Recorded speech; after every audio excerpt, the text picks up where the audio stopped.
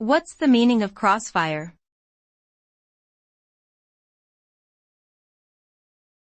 Crossfire.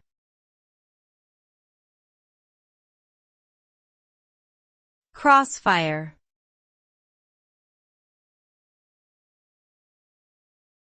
Crossfire.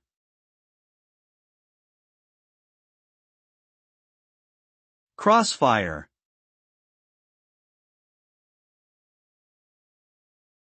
Crossfire refers to a situation where two or more opposing groups or individuals are fighting against each other, often resulting in a heated conflict.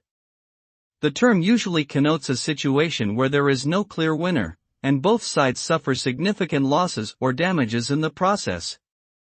In such situations, the participants are typically caught in a state of indecision or confusion, unable to break out of the cycle of violence and aggression. Ultimately, crossfire can lead to significant harm to both parties involved, escalating the conflict and causing long-lasting damage to individuals and communities.